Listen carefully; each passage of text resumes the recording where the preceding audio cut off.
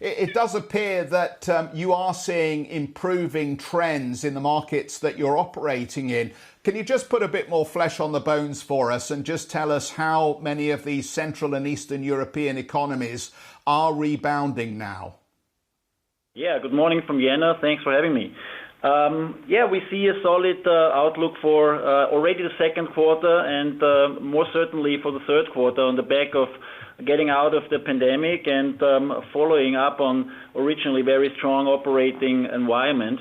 This makes us very optimistic that we can deliver positive jaws at the end for 21 over 2020, and also the risk outlook looks somewhat more constructive than we originally were anticipating. So pretty solid outlook.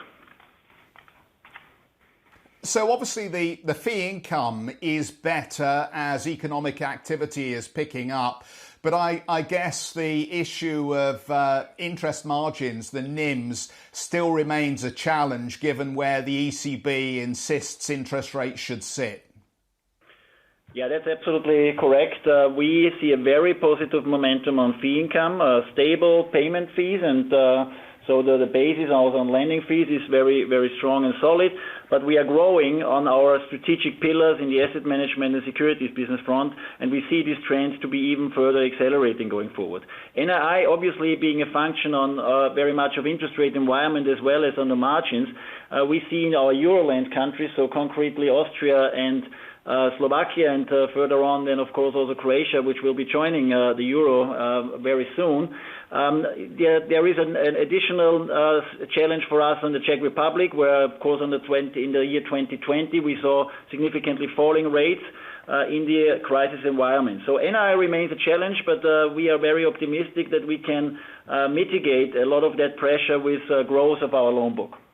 So, Stefan, things sound good. Do you think the central bank then is wrong to keep interest rates and various purchase plans where they are then in the same scale? Surely they should be pulling back a little bit then. I think we have to distinguish here very much between the European Central Bank and the central banks, respectively national banks in our region. I personally expect the national banks in our region to act accordingly once we see a little bit of an inflation uptick and also the labor market returning strongly. The European Central Bank obviously is being driven very much by the overall mandate. So therefore, even if we see good evidence in countries like Austria, which would allow for slightly higher rates, or rather say less negative rates, I do not expect any change of policy there due to the overall mandate of the ECB.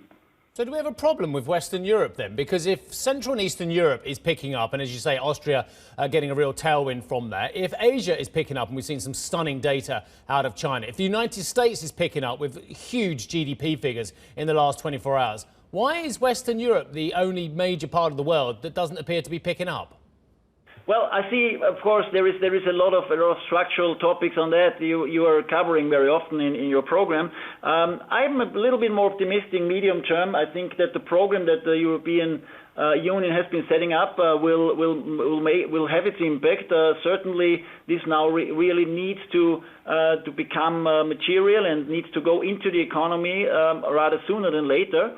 However, you're absolutely spot on. When it comes to interest rate politics and the environment that we will be operating in, we do not expect any changes there for obvious reasons, and those are related to the structural situation in Western Europe. So on the interest rate front in the euro area, for time being, no changes expected, but with our mix of the balance sheet, we certainly can make a difference since we are exposed to various different currencies.